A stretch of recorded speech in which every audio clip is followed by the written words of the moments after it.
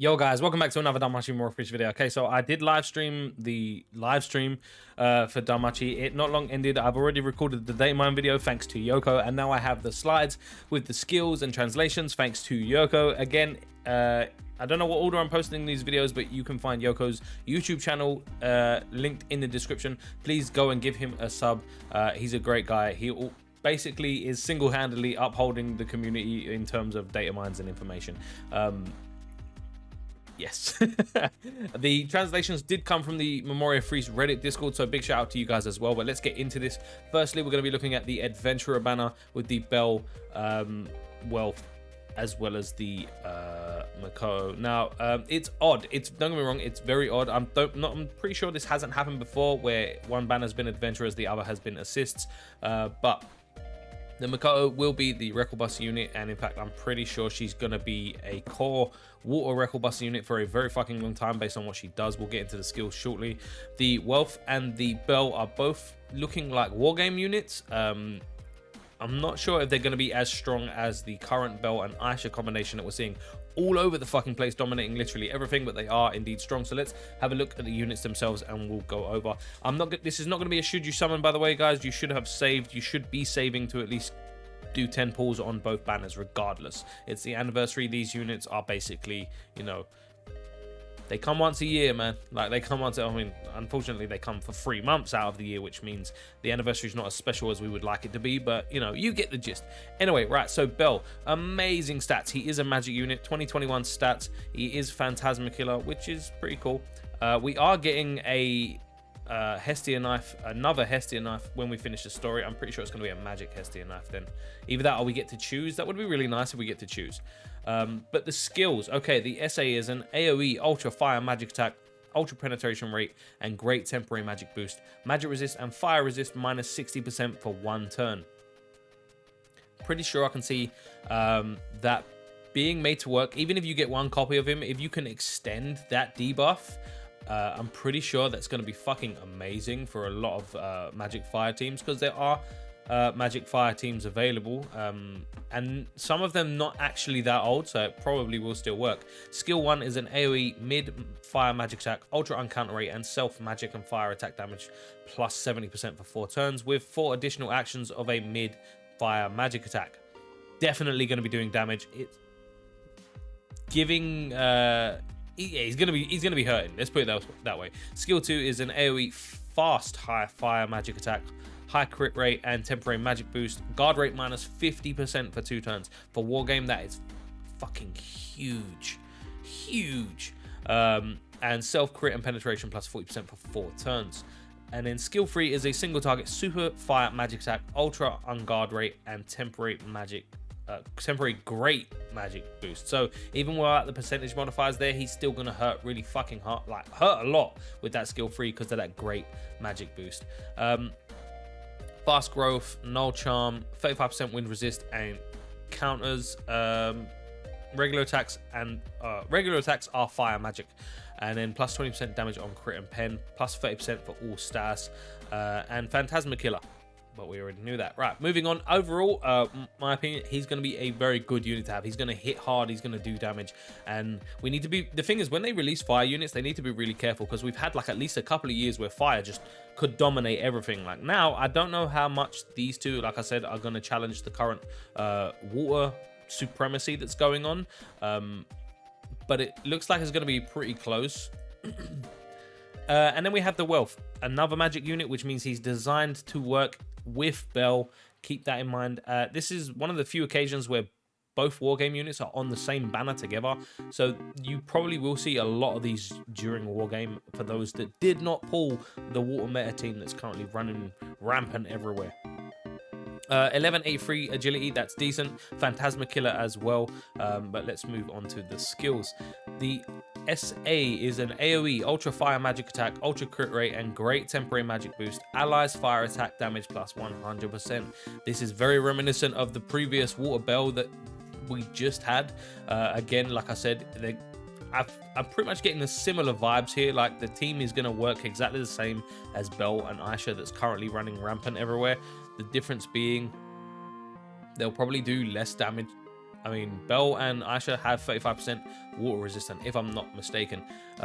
So they probably won't do well against the Aisha and Belle. I guess it depends, but only time will tell. Skill 1 is an ally's fast dex, agility, endurance plus 35%. That's fucking huge, by the way. Dex, agility, and endurance plus 35% in Wargame is stupid. This skill alone would make him, if you only got one copy of him and you left him on level 1, he'd still be great as a sack unit for Wargame. You just let him get off his skill 1, give everyone the dex, agility, and endurance buff, and then die, and then you bring in your next unit. Like, keep that in mind when you're pulling, like, you need to question anytime you pull a unit, is this unit going to be good at level 1, level 60? You know, can I make use of them? Because a lot of people and a lot of higher rank people will make use of level 1s and level 60s. In fact, that way of thinking could be the difference between staying at King 1 and getting to Jester 3, or even, well, let's not say Jester 2. Let's not get too cut above ourselves. Anyway, skill 2 is an AoE, high fire magic attack, temporary magic boost, fire resist minus 40% for 4 turns, and 2 additional actions of a low fire magic attack. Removes magic resist buffs. This is fucking key right here. So any stall team that is trying to stall out this fire team that's going to be demolishing everything is going to have those resistance buffs removed. And it's specifically magic because obviously him and the Belle are both going to be doing magic damage. Pretty sure you might be able to just throw the magic Elise from last anniversary on there with the AoE damage, and you've pretty much got a current turn 1 nuke comp with the fire with these two, Belle and Wealth. I may be mistaken here, don't take it as gospel, it's just an idea, like it crept in my head. I figured that would probably work, but she might not even be the best unit to take here, we never know. Skill 3 is a single target high fire magic attack, ultra unguard rate, skill damage plus 80% for each fire resist debuff, so that's a potential 160% damage. 1 for the adventurer fire resist debuff, 1 for the assist fire resist debuff, that's 160% increased modified damage on that skill 3. Wind resist 35%, counters are fire magic and counter damage plus 35% for each fire resist debuff, so an additional 70% damage increased on counters. That's fucking huge. 60% counter damage on top of the 70. That seems broken, to be fair. So like, if he counters, he's gonna hurt. He's gonna hurt real bad. 35% to magic, agility, and dexterity. Phantasma Killer. Right, fantastic units so far. And then we move on to the Makato, who for on paper is fucking amazing, but that artwork has put me off so much, man. It's so dull. And I'm not talking about fan service in general here. I'm literally just talking, I'm disappointed with how they made her look. They could have done so much with her. Like, she's the anniversary, you know, fucking pony this time around. She just looks shit. Maybe I'm being dramatic. She doesn't look shit. She just, it doesn't feel like enough, as much effort went into her artwork as everyone else's. That's my issue. Another magic unit, 2004 magic, great. 1005 dexterity because she's a record buster unit. It's fucking huge, might I add. But the SA is a single target ultra water magic attack, ultra unguard rate, 100% skill damage for each self magic buff, and removes all status buffs. Okay, so what this means is whenever she SAs, she will remove all of her own buffs. While that is a huge pain in the ass to deal with, she's a record buster unit, which means if you use her for record busters specifically that remove, where they remove buffs and instead of debuffs, this is easily managed and easily dealt with because they're going to be removing your buffs anyway, so you'll have to reapply them regardless. Skill 1 is an ally's SA gauge charge plus 33%, self magic dex and water attack damage plus 75%. That is huge. I mean, wow, having that built in, like the SA gauge charge specifically built in, frees up one position in your sack out of your 2 sack units for record buster. Fantastic. Skill 2, single target fast low water magic attack, temporary magic boost, magic resist and water resist minus 40%. This means you don't have to bring Aisha if you don't want to, but I probably still will.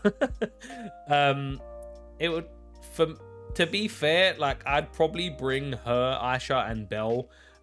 She will be doing all of the damage with her SAs. Not that Aisha won't be doing damage. And then I would use Wealth as a sack unit for the single target damage, 25%. And then probably use, I don't know who I would use as the other sack unit, because like I said, the 33% SA gauge charge on her frees up one spot. And then skill 3 is a super water magic attack, extends debuffs by 2 turns and adds 3 additional actions. Dude, you're losing the buffs anyway, so she extends debuffs. This takes a lot of pressure off of those of you who are still struggling on figuring out the turn rotation for the Wind Haruhime, by the way. Fantastic, just fantastic. Meshes so well with Record Buster in general. I feel like just without doing damage, she is going to fit into a Water Record Buster team without any issues. She does so much, has so much utility, and probably will still fucking hurt too. Also removes strength and magic buffs. Oh my god, the survivability is in there as well. Is there anything she doesn't do? Plus 35% fire resist, counters and regular attacks are water magic attacks. Plus 60% counter damage, 20% damage on crit and pen, plus 35% magic agility and dexterity, and has giant killer, which is kind of weird. Which means the next familiar...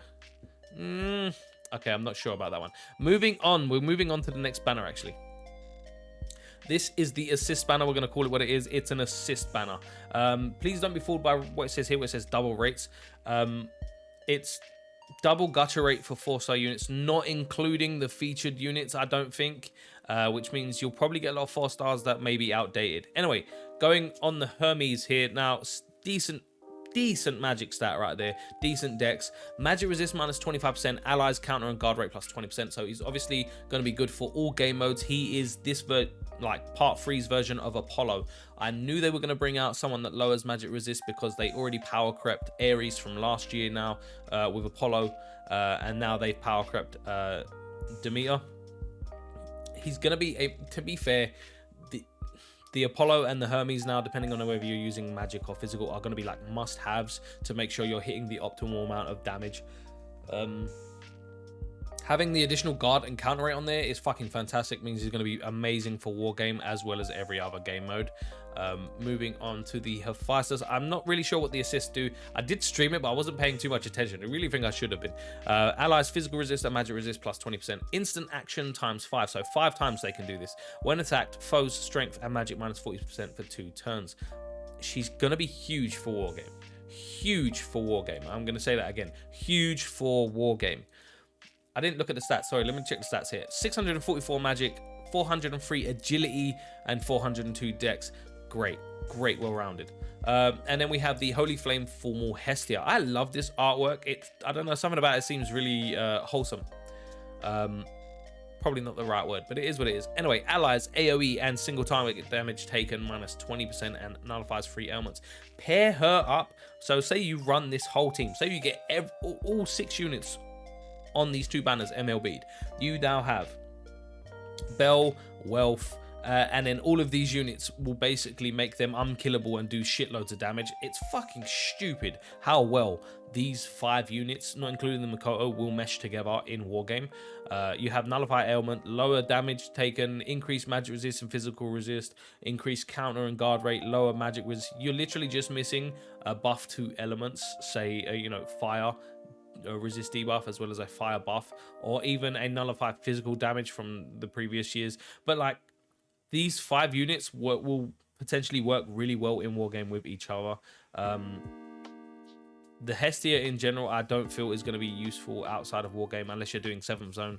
But nullifying 3 ailments and lowering single target damage taken, AoE damage taken by 20% is fucking huge. But that is literally everything. What do I think? I think this batch of units are just as strong as the previous. I'm not sure how the Bell and the Wealth will match up to Bell and Aisha, like in terms of fire versus water in the meta takeover. I'm going to speak to some more experienced Wargame players and I'll see where it goes from there. But I hope you enjoyed the video. Guys, have a great fucking day, whatever you're doing. I love you. Oh, before I go, you guys smashed the fucking like goal for the last video. I think last time I checked I was on 80. But thank you. So I'm going to keep the goal the same. It's 50. If we can get me to 50 likes, that'd be fucking great. But all of you guys that hit like, I love you so much. Thank you.